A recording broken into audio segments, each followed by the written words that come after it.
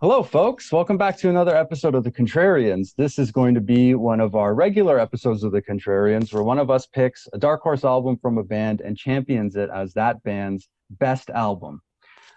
Today, we have a special guest. We have Tim from Tim's Vinyl Confessions. He also has a YouTube channel, so go check that out and subscribe there. And today, we're going to be talking about the group Journey, who's a mega album selling band. They've had tons of gold and platinum records. They've had tons of singles. There's lots of stuff to discuss. And I'm going to throw it over to Tim to talk about the history of the band. And what I love about having Tim on the show is he knows everything about everything. And he's got all the albums to back it up. And it's always great to listen to him go through the band's history. So I'm going to cue it up to Tim. Thanks, Marco. And thanks for having me once again on the Contrarians. It's always a blast.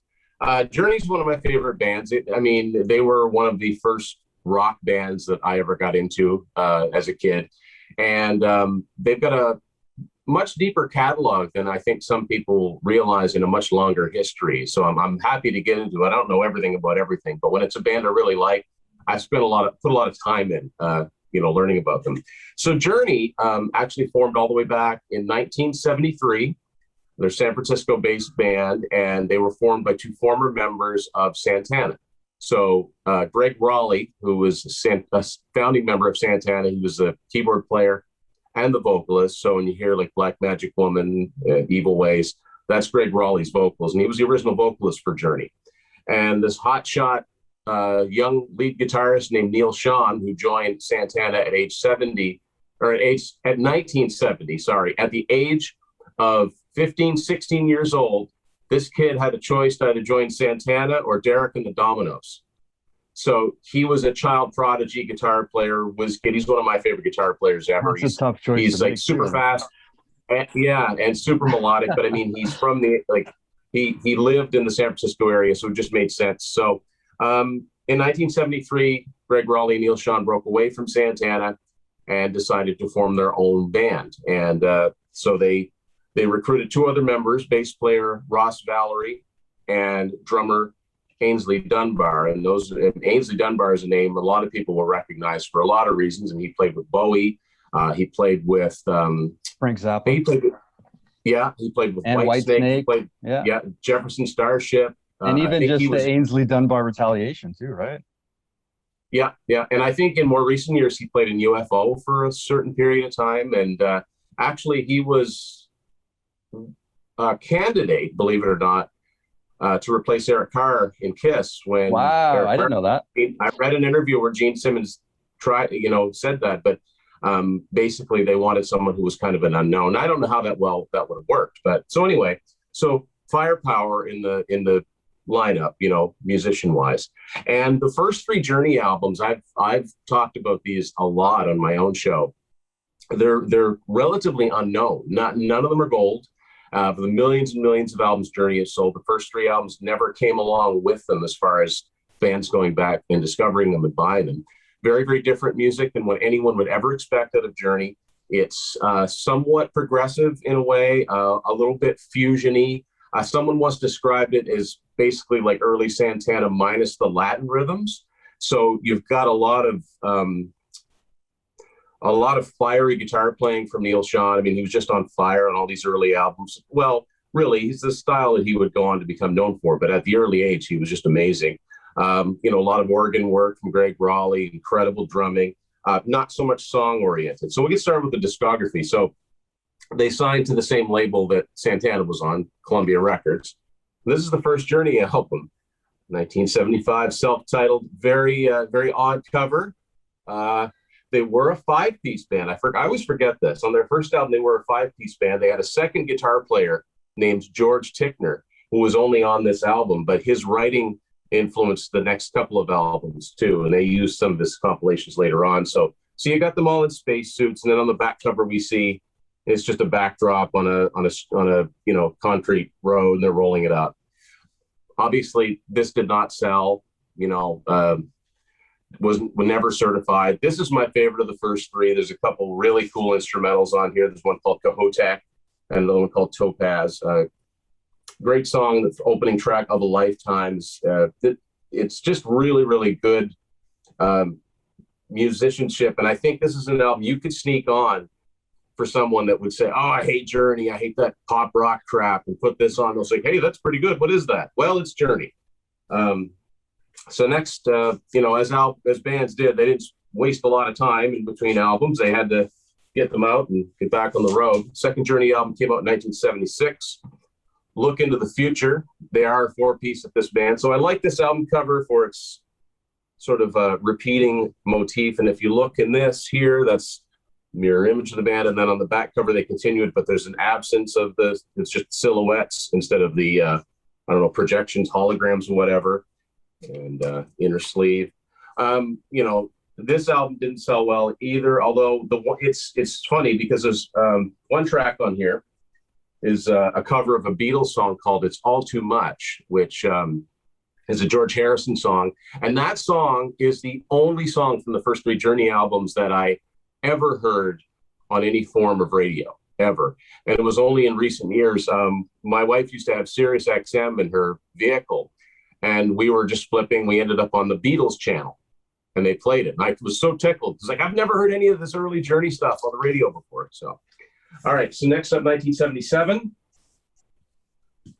The album's next with a very 70s shot of the band. And the back cover. I mean, they kind of look like a Southern rock band. You couldn't really tell what kind of band they are from this. Now, so all of these, they're building up a little bit of a cult following, but they're not selling. And so Columbia Records says, you guys need a singer, you guys need a front man, you need to start selling some records or you're off the label. And so they end up with this guy, Steve Perry. I don't think I need to talk too much with Steve Perry. Now, fortunately, the album art is about to get a lot better. This is the album Infinity, 1978. First time they worked with the artist Stanley Mouse, who is known for doing the Grateful Dead artwork. And I think just some of my favorite album artwork, and one of the main reasons I love collecting vinyl, is the Journey artwork from here on in. This was the first album that went gold, went platinum for the band. Wheel in the Sky and Lights were the songs off of this album that got a lot of FM airplay. Neither of them cracked the top 40. A lot of people know those songs, but it's from years and years later of them just continually being played. No top 40 singles as of yet. So Ainsley Dunbar at this point is gone, and they get Steve Smith, who had previously played with Ronnie Montrose, and they put out Evolution 1979, some more really cool artwork, another really bad 70s shot of the band on the back cover.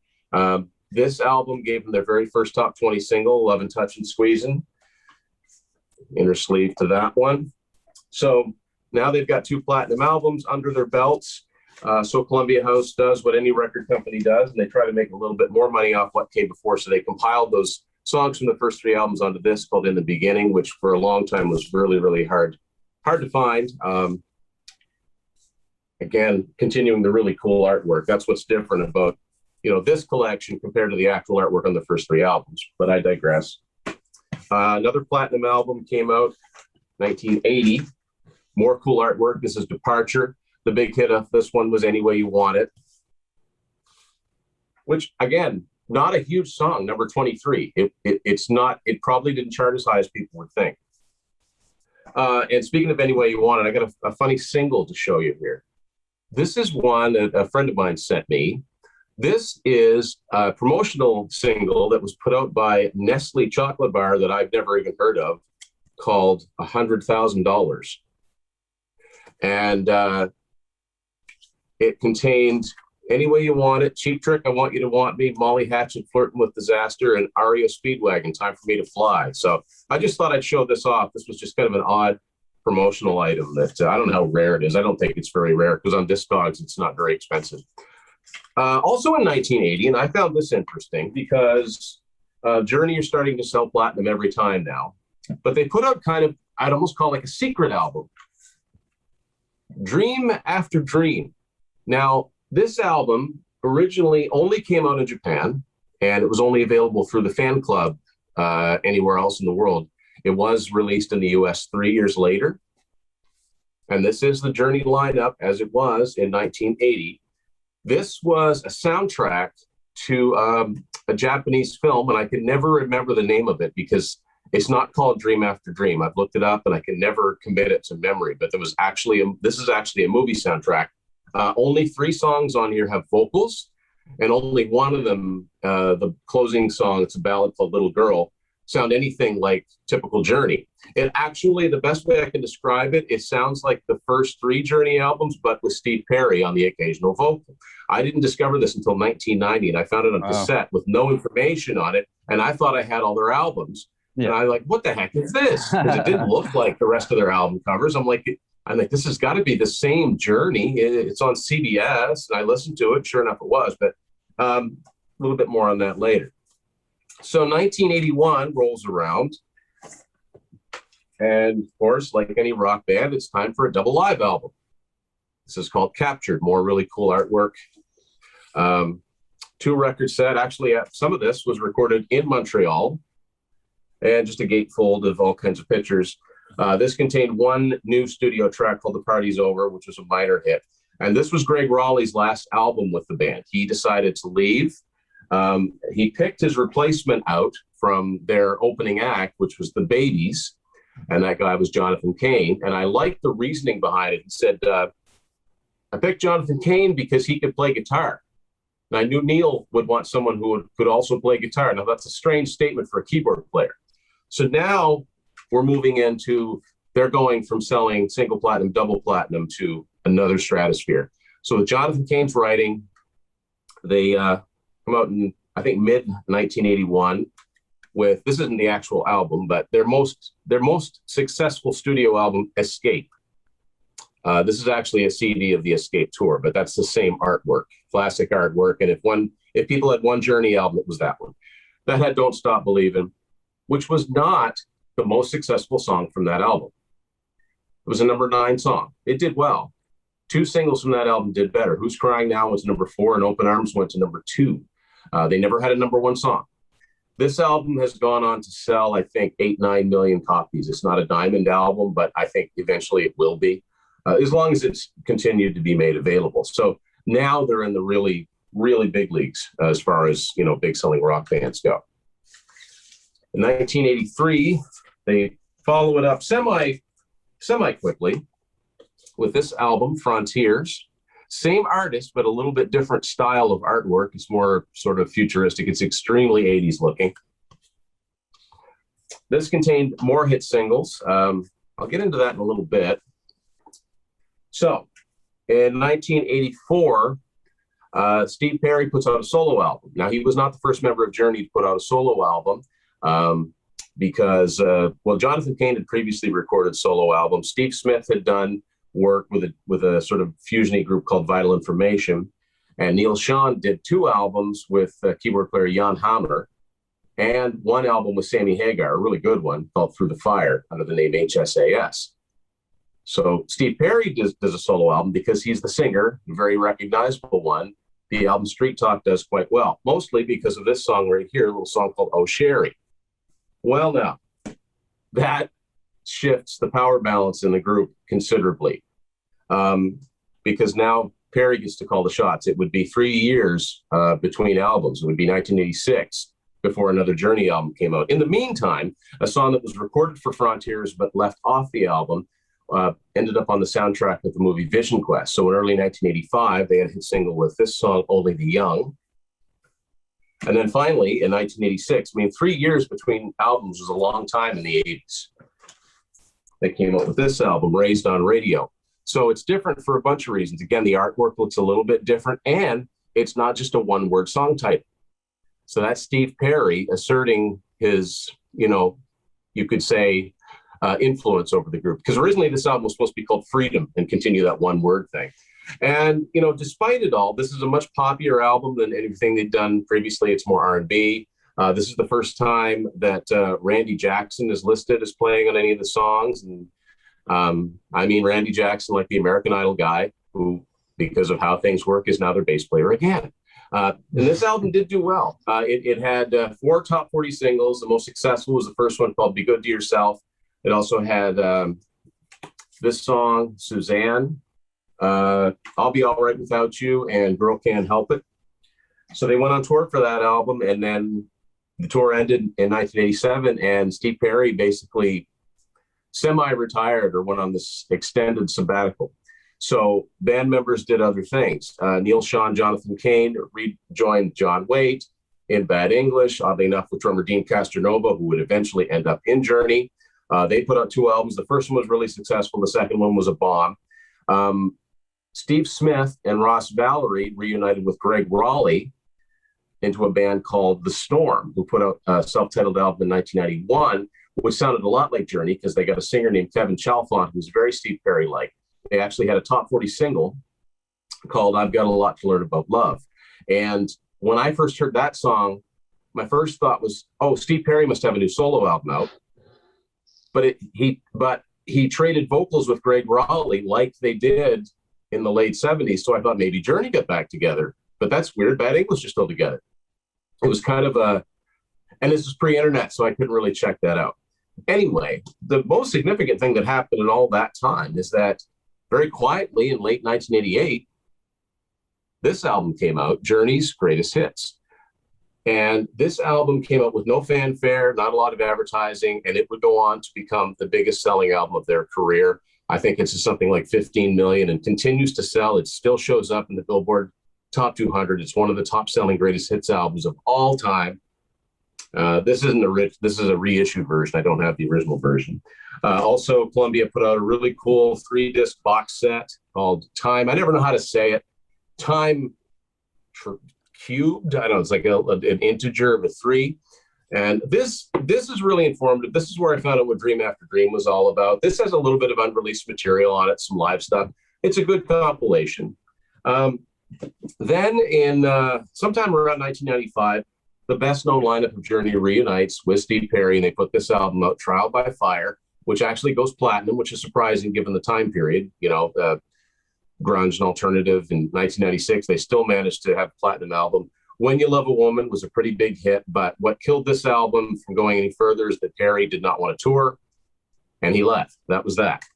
So then, what do? They put out this Greatest Hits Live, which is older recordings.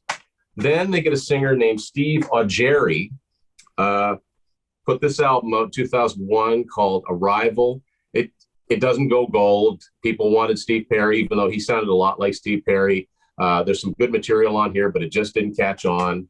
So then, of course, Sony follows it up again with another 2-disc set, The Essential Journey. They're back to the independents now. They put out kind of a rocking EP in 2002 called Red 13. 2005, they put another album out called Generations. And something really significant happened in 2008. Steve Augeri left. He had voice problems. There was some controversy there. They find a singer on YouTube from the Philippines named Arnel Pineda. It was a real Cinderella story. They brought him over. He sounds a lot like Perry. They put this album out, Revelation, and this album goes platinum. Now, there's a few things that go into that. This was a Walmart exclusive. There was bands were doing that at the time. It was 1 disc of new material, a 2nd disc of re-recorded hits, and it made for a good impulse buy for people. They priced it at like $12. It wasn't super expensive, and because it was a double, it only needed to sell half the copies to be certified platinum because of the weird way that it works. Either way, it's a gold album, no matter how you look at it. And it was a real success story for them. Now, they didn't really have any songs. They had a couple songs. One of, I guess the main one was called After All These Years that did all right on radio. But I mean, radio wasn't playing classic bands anyway. But they sure got a lot of mileage out of this, and it made for a good story. Now, unfortunately, they didn't sustain that. And so far, although they're supposed to have a new album out this year, they've only released one more album. This came out in 2011, and it's called Eclipse. So they've definitely gone back to the one-word song titles. Then, once again, Sony puts out Journey's Greatest Hits 2, which is the same artwork style as the first. Basically, what was left, the few minor top 40 hits that didn't make the first one. And so the only other thing I've got from them now is they did what a lot of bands do and take classic albums and play them in their entirety. So this is a CD, DVD set of them doing all of Escape and all of Frontiers live. Wow. So that's my Journey story right there. and it's absolutely incredible their amount of success. I mean, they had what, like 7 albums in a row that were platinum and multi-platinum selling. They Yeah, had, and not to mention even the singles, yeah. and they had so many. I think they're the I read one statistic that said they were like the number 2 band to have the most like top 40 singles without a number 1 single, behind Electric Light Orchestra, which would be a band that I would like to do an episode on at some point. So I love Yellow. Yeah, it's really weird. I mean, they had Escape was a number 1 album. But yeah, it's a little bit like, actually, if I think about it, I think that Open Arms met the same fate as Foreigner's Waiting for a Girl Like You. They're both classic power ballads. And I believe that they were both kept out of the top spot by Olivia Newton-John's Physical. Because that was That's at the hilarious. top of the charts for like 16 weeks or something crazy like that. So yeah, it's a little bit like Def Leppard, Pyromania, and Van Halen 1984 in the album charts. They just couldn't dethrone Michael Jackson's Thriller. Yeah. Sometimes that just happens. So yeah, that's an interesting statistic too, and it's funny, because I would have thought ELO would have had one number 1 song, but then I think about it, it's like, yeah, well, which one is it? Right. Well, I don't know. They had a bunch of hits too. Lots of top 40 hits, lots of top 10s, top 5s, but yeah, it's incredible when you listen to the greatest hits record from Journey, even ELO or Journey, and you're like, wow, I know almost all of these songs. Like, I'm very familiar with this greatest hits. They had a lot of hit records. I'm so familiar with Journey's greatest hits. I'm used to hearing those songs in that order. Wow, yeah. Yeah. But they did have a number 1 hit album, just never a number 1 song. Yeah. So Escape was number 1. Escape was a number 1 album. And yeah, and it was their biggest selling studio album that wasn't a greatest hits one. So yeah, go ahead. I was just going to say, and I find that Dream After Dream thing very interesting. And I find things like that from like big bands that I know very well, very interesting. And I had a similar thing with, well, it's not the same. Like, everybody knows I'm a huge Kiss fan. And I remember I used to have the Kiss Forever EP, and it's got a picture of a rose on it. And I used to think that was valuable just because I had never heard or seen it anywhere. And I think it was a radio only thing, and I could be wrong. So I've seen a cassette version of it. Like, I've seen the cassette version of that. Yeah, the Forever EP, and my brother ended up eating it up in a cassette player, so I don't even have it anymore. But I used to have that, and I used to think that was really interesting because I acquired that at a point where I'm like, I know all the records, and I was like, this is weird. Like, the EPs and promo stuff and singles, I find very interesting. But sorry, go ahead. Yeah, it used to be aggravating. I can remember, you'd see them and they'd be so, you just never know where you'd find them. Like, I remember when I was a kid, the first time I ever saw anything like that, I saw the Bon Jovi Wanted Dead or Alive EP. Same idea as the Kiss one. It just had an acoustic version and a live version, and you really thought, like, I've got something nobody else has. And they did ones for Def Leppard like that too. But yeah, so with Journey, one of the things that I think kind of puts them at the top of those, I guess what you'd call radio rock bands, is that I really think that they had the best approach to doing albums, not just singles. I think that they've got the best albums from start to finish. Bands that I really, really like Foreigner and Heart and REO Speedwagon, bands that are normally mentioned in the same breath as Journey. I don't think their albums are as good from start to finish. It's almost like we've got 3 really good songs here, and the record label said, that's enough to send that to platinum, put it out. And I'm not saying that they're not good. I'm just saying that I can listen to Journey albums all the way through, and oftentimes I'll skip the singles. I want to hear those deep album tracks. So we already talked about Escape being the top selling Journey studio album, the best known Journey studio album. And to my mind, I think, I don't know what you're going to come up with, but the sober choice for best Journey album, I'm going to guess, is either Escape or Infinity. I know a lot of people really like Infinity. And I like them both too. But my favorite Journey album is, and will probably always be Frontiers, which is usually viewed as the weaker follow-up to Escape. I think it's a much stronger album. So what do you like? What do the people say? What do the people say about that? Well, I mean, first of all, Frontiers is a good choice just because it is contrarian in that when you look at like statistics, such as critical consensus was kind of in some areas was kind of harsh on the record. Like Rolling Stone, I think gave it like 2 stars. I saw another review. I could even tell you, Robert Christgau. I don't know how to pronounce his name. Christgau, yeah.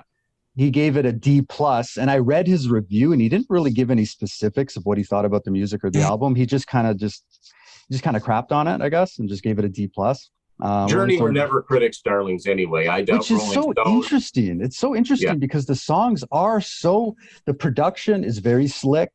They are very radio friendly. There are deep track, like it's interesting that they're not like a critic band, but in terms of like ranking the albums, I think you're absolutely correct. It's always either Escape or Infinity, although Frontier, I mean, there's so much success spread across those records and from the 70s, and they were putting them out one at a time. That, Frontier has something that those albums don't have. Those albums have something like there's a lot of success that's spread out, but those records are the ones that come up. I like Infinity, just personally. So if I'll just go through some of my research. So like, Ranker, which is voted on by fans, ranked Escape as number 1. Frontiers came in 3rd, so that's not bad. Ultimate Classic Rock had Frontiers at number 5, and put Infinity at number 1 with Escape at number 2. Best Ever Albums, which is very objective based, they have Escape at number 1 and Greatest Hits at number 2, Infinity at 3, and Frontiers at number 4. So that's not bad. A couple of things I noticed. So even the band, I think in a way, if you look at the album cover of the Greatest Hits, which did sell like 15 million copies, which is unreal, that it almost looks like Infinity. Yeah, I know exactly what you're talking about, because this is Departure, and the first one's buried under here. So that's Greatest Hits too. So it's almost, so you've got Journey written on each side, and you've got like there's the bird, and then there's always like the scarab beetle, which is like their sort of official mascot. This does the same thing. Yeah, it's just kind of tilted. So, but even Infinity reminds me of the Greatest Hits too. Even Infinity's. I think this is stunning. It's stunning artwork. It's just so cool. It's always there's a planet, there's like wings, it's very thematic. And Frontiers breaks away from that. It's kind of video game looking, which you'll be able to relate to this. Journey were the very first band to have a video game made about them. Wow, cool. I didn't know that. Yeah. It's a game by Data Age. Do you own it too? I do. And look, it's a long story. I don't have it with me right now, but it's called Journey Escape. It has this artwork on it. Right. The object of the game is to get the 5 members of Journey, past groupies and photographers and promoters, to the Scarab escape ship before your time or money, same thing, run out. And it actually, at the beginning of the game, it actually plays a very primitive, I guess, 8-bit version of Don't Stop Believin'. That's amazing. And then 2 years later, there's a stand-up arcade game just called Journey, which they used really early. I think what they did is they actually took the band members' faces from this back cover photo of Frontiers and just put them onto the sprites in the game. And I've never played that one. But never even heard of it. Also, and then I found this out from the box set, they have 2 songs on the soundtrack of the original Tron movie. Oh, cool. Yeah. But so just to go back to some of the statistics I found. So I will read a couple of some quotes from some of the critical consensus. So Ultimate Classic Rock says, besides a handful of tracks, the songs don't make much of an impression, talking about Frontiers. The quintet left little breathing space in the music. They were so determined to make a hit record that most of the album sounds like it was manufactured in a sterile pop music factory. They also called this album the beginning of the end for Journey. And what I think they mean by that is that after this record, by the time they did the next studio record, I think two of the original members were gone.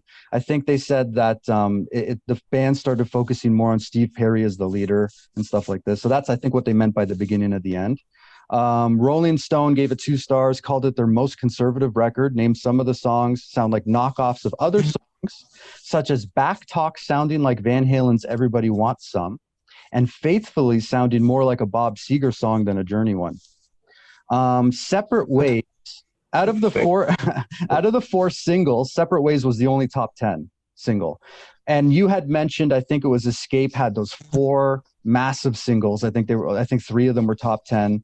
Yeah. Open Arms, Don't Stop Believing, which I would argue is probably the most famous Journey song ever. I think everybody knows that song. Yeah. And Who's Crying was the other top 10 song. So they had 3 top 10 singles on that record. My favorite, I think, is Infinity. I like Wheel in the Sky.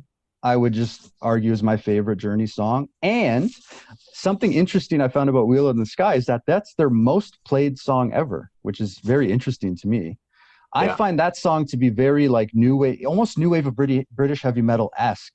Like that could have been a Saxon song, or a band like Saxon could have recorded that song and nobody would have noticed. That just shows you the range of Journey, you know? And I absolutely think, like, I don't even think Frontiers is that bad. Although what I will say about it subjectively is that I do think the front half of it is stronger than the second half of it. I like Separate Ways, even though some people, you know, the music video is classically cheesy. It's so bad. I'm not even like I don't mind ballads. Like I'm not a huge ballad guy. I don't like Faithfully, but I do like Send My Love. I like Send My Love. And it took me a few listens. The first time I'm like, okay, another ballad, like whatever. After I listened to this record like 5 times, then I started singing along with it. Like I like Send My Love, but Faithfully it has not grown on me at all. Chain Reaction to me, and this is just my personal opinion, sounds like a Kiss song. It sounds like a Gene Simmons song, especially the verse to me, which I kind of dig that. So I'm not even knocking Chain Reaction, but I guess if you hate Kiss, you might agree with what I'm saying. But I found Chain Reaction sounds even like Gene Simmons singing it in the verse anyways. I kind of dug that. I just find the second half kind of gets a little weak for me. And when you look at an album like Infinity is very interesting because I think most of the record is hidden gems. I don't think there was a top 10 single on that one. I think the lead top single 40. Was not even top 40 exactly. But if you look at the other songs off that one, there was Open the Door, Winds of March. Like there's some good deep cuts on Infinity. Yeah. And the album itself was platinum, multi-platinum, but they didn't have a top single on that one. So if you're looking for even like a Journey record where you can dig in a little bit and hear an album that maybe you don't know a lot of the songs because they're not super radio friendly, I think Infinity would probably be the choice. So I don't know what you have to say about any of those statistics. So, okay. Well, I'll start one more Infinity. thing. One more interesting thing. Don't Stop Believing was not only a top 10 single when it came out. In 2009, it became the top selling song on iTunes in 2009, 20 years after it was released. Like that's crazy. That's mind-blowing. Well, okay, so first I'll talk about Infinity. I mean, Infinity was the album that basically saved their career because, I mean, they got Steve Perry in, and he's an odd choice for a rock band because he's very much not a rock singer. He's a crooner. As a matter of fact, and he's always said this, that his main influence was Sam Cooke. And if you listen to Sam Cooke, you hear it. Like, I listen to Sam Cooke and he does a little, whoa, whoa. Like, those are not rock phrasing. That's not Robert Plant. It's not Steven Tyler. It's not Freddie Mercury. It's you know, Freddie Mercury is a little bit closer because of the variety, but somehow it worked. As a matter of fact, Herbie Herbert was their manager for many, many years. He's a famous in the music biz, famous manager. Neil Schon was so mad at him for bringing Steve Perry in. He did not want that. They actually had, this is kind of an interesting footnote, and it ties to Kiss. And I didn't find this out until I got their box set either, pre-internet again.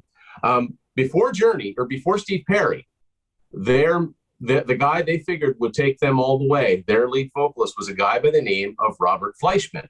Robert Fleischman actually co-wrote Wheel in the Sky, and I think he co-wrote Winds of March. So he was a songwriter. He wasn't just a lyricist singing what was handed to him.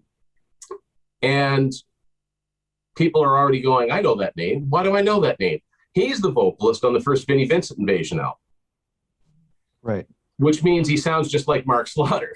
Yeah. He's got a really, really, really, really high voice. And there's actually a demo on the box set of a song For You with him singing. So that's a little glimpse into what would have happened. Steve Perry was obviously more radio friendly. Steve Perry brought lights with him. You know, when the lights go down in the city, that was his song. And the band played it. You know, they put their vocal harmonies on it. And then Wheel in the Sky, I mean, Perry just owns that song. And if you really want a good laugh, look up the videos for either of those songs. There's some heavy stuff on Infinity. A song called, it doesn't sound heavy, but La Doo Da is kind of a heavier song. Can Do is heavier sounding. Winds of March has heavy parts to it. Another song, there's two songs that usually get played together that radio played a lot, were Feeling That Way / Anytime. They would normally get played together the way that Led Zeppelin, Heartbreaker, Live in Love and Made would get played together. You hear one, you know, or We Will Rock You, We Are the Champions. You hear one, you know you're going to hear the other one.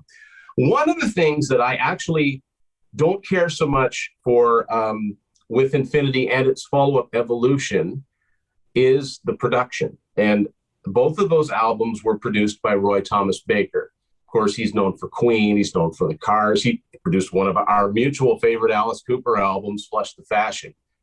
His production is very saturated, mostly on Infinity, not so much on Evolution, but all of if you were to put that album on, all the meters would be just all the way. Everything is super compressed.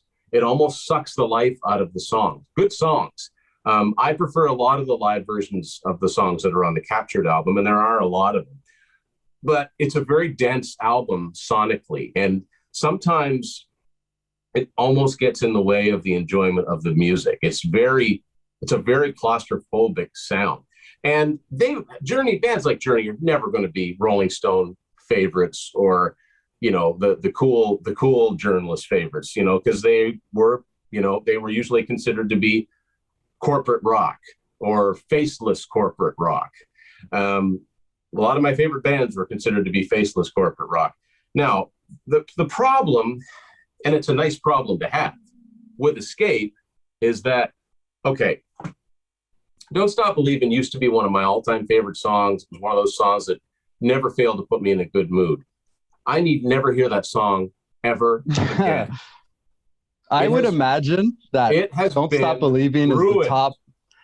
I would say it's the top karaoke song ever, I think. It's in TV, it's in movies, it's in commercials. It gets played to death. It's almost become a joke. It's become like, you know, the old joke about hollering out for Freebird. Same thing. It's a joke now. If there's a spoof of a feel good, you know, whatever, they'll play that song in the background. And it's a shame. It is a great song. It's actually pretty compressed is not the word. It's actually pretty complex for such a successful song. And, you know, the chorus doesn't come in until the very end, which is very odd. The drum pattern is not typical for a song that gets so much radio play. So right away, that's the focus track on Escape. It's the first track on the album. And I need never hear it again. Now, there's stuff on Escape I just absolutely love. Stone in Love, that was a big rock radio hit. I love that song. Yep. I really like Dead or Alive, which is like a fast, heavy, uncharacteristically heavy song for them. A really powerful ballad called Mother Father, which was always a live staple for them. As far as the big hit singles from that album, I've always liked Who's Crying Now. Neil Sean solo at the end of that could fade out forever. I never get tired of that one. Keep on Running's another good rock song. Open Arms I've never big fan of. I could take or leave that song, and I hate the fact that's their highest charting song. I just think it was the right time. You know, they had that much momentum or whatever, and you know, whatever. So Escape is a good album. I just and so is Infinity. And really, they really don't have many duds. And like I said, I've got a real soft spot for that early stuff too. But it's almost like talking about a completely different band. I don't know if you pursued any of those early albums or not, but I think a lot of people, if they're halfway into prog rock, even if they don't think they like Journey, would listen to those because there's some really good playing on there. Well, I have a question for you. Yeah. If you had to pick a record that wasn't certified from Journey, would you pick one of the early records, or would you pick even one of the later records from one of the other singers? Like, what would you say is the contrarian non-successful record from Journey? Well, that's a good question, because so that leaves us with Arrival, Generations, and Eclipse. I think that Generations is actually, and a lot of fans hated that album. I actually really enjoyed it. I liked Eclipse too. I thought they were trying to branch out just a little bit. Arrival is a good example of an album in the CD age that has too many songs on it. The opening track on Arrival, Higher Place, is a great song. It's almost progressive in ways. It's in drop D, which is kind of interesting for a Journey song. I think it goes through some cool twists and turns. And I think about half of Arrival is really good, but I think it's got 15 songs on it, 16 if you get the Japanese version. Yeah, it's just got too many songs on it. It's just a tiring experience. I really like Generations. One of the things I like about Generations is that they let Dean Castronovo sing a couple songs, and as it turns out, he sounds a lot like Steve Perry too. A lot of people do, apparently. Yeah, he's got a really great singing voice. I think there's some strong material on that, but that's okay. I guess the best way I can answer your question, and I'm rambling here, but the best way I can answer that, I've said, what is the Journey album that's not certified that would sound familiar to me as someone who's only heard Greatest Hits or only heard Escape or Frontiers? I would probably point to Generations and say, give that one a try. Interesting. In general, though, it's just a Journey album with the band name on it. I'd say the first one. I'd say the first one. And I'd say the first one to say, you know what? I understand you've heard Don't Stop Believing too many times. You've heard Any Way You Want It too many times. You don't think that there's a Journey fan inside of you, but you like prog rock. I would say listen to the first three albums, but definitely start with that first one. I think that one is just a really, really good piece of prog rock that doesn't get, because of the name of the band and what they would become. I think it deserves more attention. But to get to actually the album I'm arguing for my favorite, Frontiers. So I'll break it down by the hit singles. Now, as many times as I've heard Don't Stop Believin' and it's overused and I'm sick of it, I don't know that I could ever get sick of Separate Ways. To me, Separate Ways sums up Journey, what they do best, all in one song, because it is poppy. You can, you hear it once and you get the chorus in your head. So it's got pop hooks to it, but it's a rock song. It's not a pop song. The guitars could stand to be louder, but a lot of that is Mike Stone and Kevin Elson's production. I mean, you're producing it for maximum commercial impact. And I think Neil Sean would even say if they'd have just pushed his guitar up a little bit, although the guitar playing is plenty good. I think Steve Smith's drumming on it is good. It's a fun air drum song. Again, like Don't Stop Believin', it's got kind of a strange pattern to it, but I don't think it's the same one. I think it's very insistent. I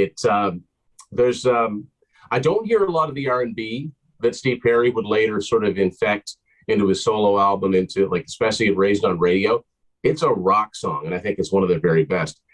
I've always loved Chain Reaction, and I never, ever made the comparison before, but now I totally hear, I bet you she's in love. I totally hear that. I never thought of it before. But I always loved that song. The worst videos ever. Actually, it's funny you mentioned that the album being front loaded. I will concede every single song on side one was a single, right? And also has a video, and they're all really bad videos, except the live ones. You can't really go wrong with live ones, but the concept videos, Separate Ways, I think has got to be right behind Billy Squire's "Rock Me Tonight" as good songs with really, really bad videos. Okay, but you know what though? Hold on. I will say I'll agree with you. It's super cheesy, but to me it falls in that it's so bad it's good. And like I remember watch even like back in if people remember the days of like Kazaa and Morpheus and stuff like this where you would download like videos. Yeah. Like I remember downloading that song. I remember later on when YouTube first came out and all the parodies of that video, like sorry, downloading that video back then to watch it. I remember even the YouTube parodies, which are still around, and even those videos I think have millions of views. Like it's so bad it's good, and I'm the most familiar with that music video. Like I love it. Like it's amazing.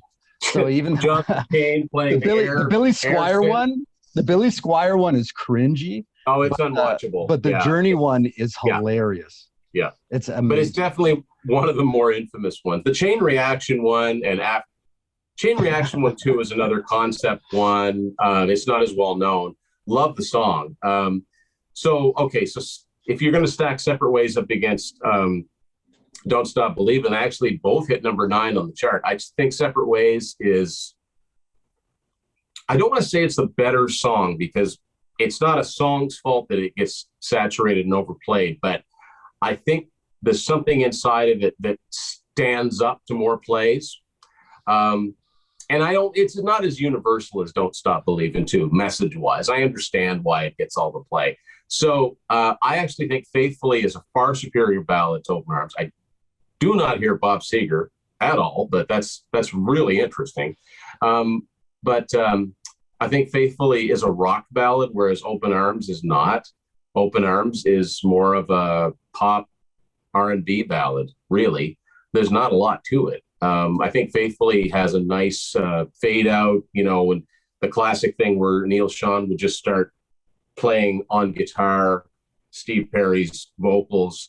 I really, really like that one. And do you like Faithfully better than Send Her My Love? No, actually, I really like Send Her My Love too. Send Her My Love is like this album's Who's Crying Now, I think. It's the mid-tempo ballad. It's different. It's a little bit darker. I love the chord changes in it, and I love the fact that it sort of ends differently than it begins. And I'm trying to think of what song it is. There was a famous song, and I don't know if it was a song by Seal, but there's a song by somebody that comes like it kind of fades in, and I always think it's Send Her My Love, and I always expect to hear those rim shots. But it's not, and I'm always disappointed. But I think Send Her My Love. About the Batman song that Seal did. Kiss from a Rose. Maybe it was that one. I hate that song anyway. But no, I really like Send Her My Love. And here's another interesting thing that it's hard not to talk about. But somebody else that really liked Faithfully was Prince, because if you listen to the fade out of Faithfully, and then you listen to the fade out of Purple Rain, it's exactly the same, to the point where Prince actually called up Jonathan Cain apparently and apologized. It's the exact same chord progression. It doesn't sound anything like the rest of the song, but Purple Rain kind of goes into this part, this different part at the end that's different from the rest of the song. But I digress. After the Fall was a minor top 40 single, and it's kind of R&B-ish, but I always really liked it, and it's got some cool guitar stuff in it. I do really like side 1, but side 2, I like the deeper tracks on this. Edge of the Blade, the first song on side 2, I'm a little surprised you didn't mention this. That's got to be the heaviest Journey song. And it comes out of nowhere. I mean, they didn't need to do a song like that on an album because they kind of figured that it was going to sell big. I just love the fact that they did it anyway. It's got a really cool, like, single note guitar riff. And it's one of my favorite Steve Perry vocal performances because he legitimately sounds pissed. And you don't hear that from him very much. It's an angry, angry song. Now, I do think that like 3 out of the 5 members of the band were going through divorces when this was being made.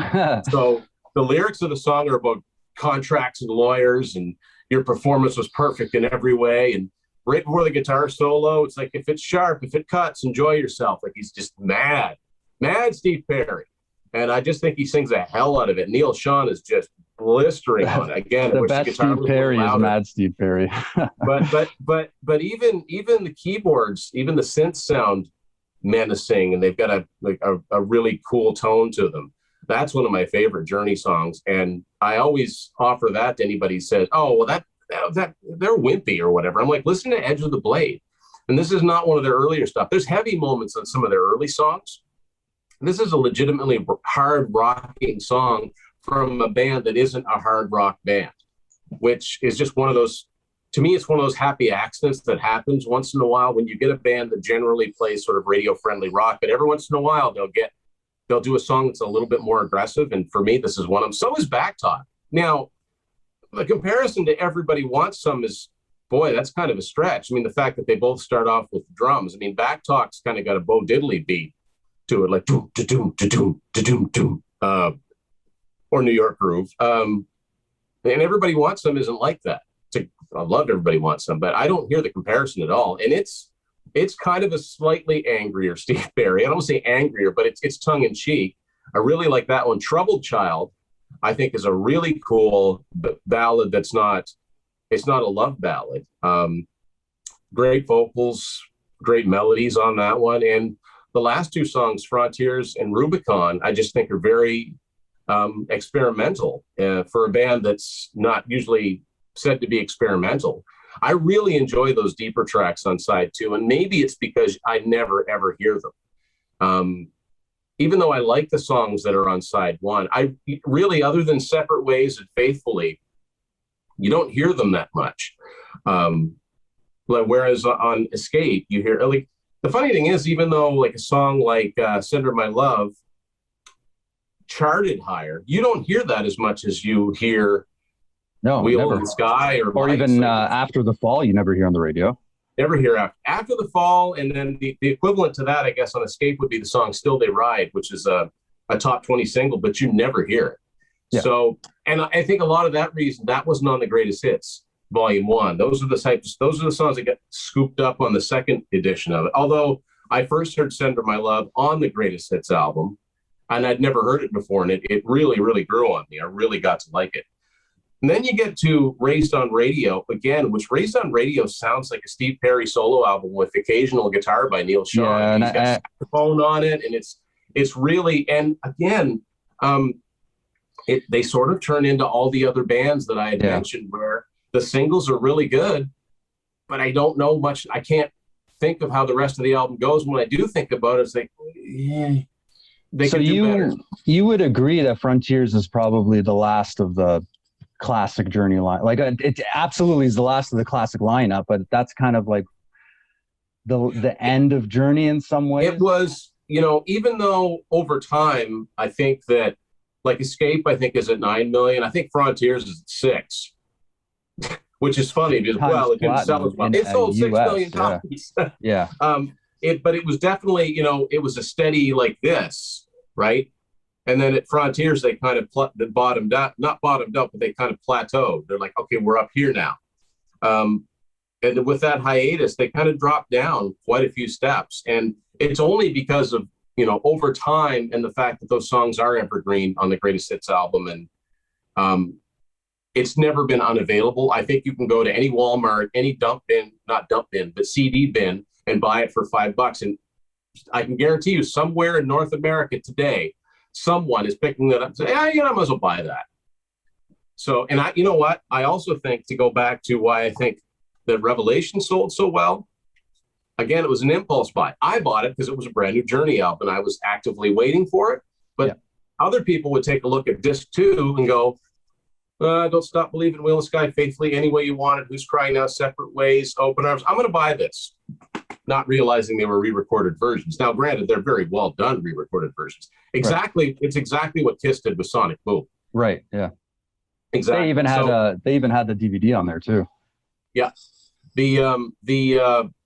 What that does for them is allows them to license those songs, and they don't have to go through Sony to do it, which is really smart. But anyway, I just think that Frontiers is their strongest album from start to finish. I think that the singles all, I'm going to say, take a lot of beating. And what I mean by that is, after all the radio plays, I can still put this album on and listen to it all the way through, whereas I can't do that with Escape anymore.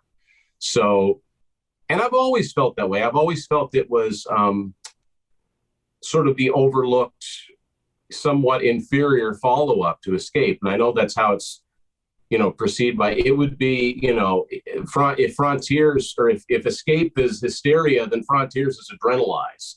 The album that still sold a lot of copies, but not as well as the one that came before it. Or right. I'm trying to think about, what I'm getting at. It's like the big follow-up to a mega album. And, bands just can't do that every single time. Michael Jackson couldn't even do it. So, I think it stands up better than any of their other albums. And I would still encourage anyone, okay, you've got the greatest hits. Where do you go from there? I'd say get yourself a copy of Frontiers and see what you think. And if you get a deluxe copy of Frontiers, it also has Only the Young, which was a top 10 single, but it was left off that album, which is interesting. And then it has another, I think, a really good song that was never even charted, called Ask the Lonely, which is another one of my favorite songs by them. But it was, I first heard it on the Greatest Hits album, but it was on the soundtrack of a movie called Two of a Kind, which was John Travolta and Olivia Newton-John. But it's just a great mid-tempo. Well, it's actually a little bit more than mid-tempo. It kind of rocks, but it has piano in it. And I really like it. That would be on the remastered Frontiers, because both of those songs were recorded during those sessions. But yeah, probably easily available on Spotify too, probably. Well, yeah, that's what, I've heard you talk about that. When you go to Spotify, what you get now are the bonuses. So you get these albums that were originally like 8, 9, 10 songs, and now they're 20 songs, and you're like, what? This is a long album. Oh my God. Some of them are like, when we were doing Ramones, I was like listening to the original Ramones records, and they were like 40 tracks, and they were like alternative takes of songs, live versions of songs. And it was like, I just downloaded like Rocket to Russia, and I got like a 40 song, thing on my playlist. Maybe short songs, but that's still a lot of songs. Yeah, no, I would say Frontiers would be where I'd go next. Although if somebody's, again said, oh, I never hear anything by Journey, I'm like, you got to check out the early stuff, man. If you like prog rock, or if you just like really good guitar playing, or 70s rock in general, because with Greg Raleigh singing, and I always liked his vocals. He's got kind of I don't know how you describe his voice, not husky, but it's very unique. And like I said, all they need to do is think of, got a black magic woman. That's Greg Raleigh. And he was the original singer. And I really like this. One thing I do really like about Infinity and Evolution is when he and Perry would trade vocals. One of my favorite songs that they do that on is on Evolution's song called Just the Same Way. Because, Perry sings all the high stuff and Greg sings all the lower stuff. And they sound really good together. And then, if somebody's really likes Steve Perry and really likes Journey, and they're like, I've listened to these to death, is there anything else out there? I'd be like, see if you can find Dream After Dream. The opening track on there, Destiny, I wish they'd have done that live. It could have been a showstopper. It's got heavy moments. It's got soft moments. It's got little bits of horn. It's very unique. It's utterly unique in their catalog. And that one's funny to me because it's like the secret album. And it's like, this was a higher profile release, but in the same year, 1980, Queen puts out The Game, which was their biggest selling album. And that same year, they do the Flash Gordon soundtrack. And it would be like if they had only done the Flash Gordon soundtrack for Japan, and not many people knew about it till years later. That's what Dream After Dream is like. It's like the other. As a matter of fact, I remember looking at discographies of their albums, and they wouldn't even list Dream After Dream. So that's why I was like super like, well, I got to find out more about it. It's like the closest. It's like Journey's Elder. It's the closest thing Journey have to the Elder, because it's like, why does nobody talk about this album? Why does nobody want to talk about this album? I got to hear it. It's nothing to do with it, musically, but that's all I really got to say. Yeah, no, it's hard to argue with, with the album sales and the sentimentality about it, because I know guys that are older than me that like Steve Perry and Journey, they're going to point to Infinity, probably, or Evolution, but probably Infinity, because Infinity still has Ainsley Dunbar from the original group. Yeah. So, it's got a lineup that was really, really good. I mean, Steve Smith's amazing, but it's got a lineup that was really, really good, but it only lasted for one album. So it was like the bridge album between, you know, what came before and then really what would give them a career. So it's tough competition, but I stand by Frontiers as saying it's Frontiers doesn't take a backseat to any of their albums. Yeah, no, I think you made an excellent argument. I can't disagree too much with a lot of the things that you said. Edge of the Blade is a really cool song. Even the title of it is really badass. I think that's pretty much it for today. I think, you know, Journey was a mega successful band. They had a lot of cool albums, a lot of deep cuts. I think, you know, thank you for coming on and talking all about Journey today. I think that was really cool to go through the discography and talk about why you think Frontiers is the best Journey record. Now we have a couple of episodes that we might have to explore. Olivia Newton-John might be an episode. Seal might be an episode. Derek and the Dominoes. So we'll talk about maybe doing those episodes at some point in the future. But other than that, thanks a lot, Tim. If you're interested, please follow Tim at Tim's Vinyl Confessions. He's on YouTube. He's on Instagram, Twitter. Follow him in all those places. He's got really cool content on his channel. And if you want to support us, you can like and subscribe our stuff on YouTube. And we also have a Patreon, exclusive content on our Patreon page. And we also started doing like Zoom chats, which is really cool. So we're really going to explore that kind of stuff. And other than that, we'll agree to disagree and we'll live on to fight another day. Thanks a lot, Tim.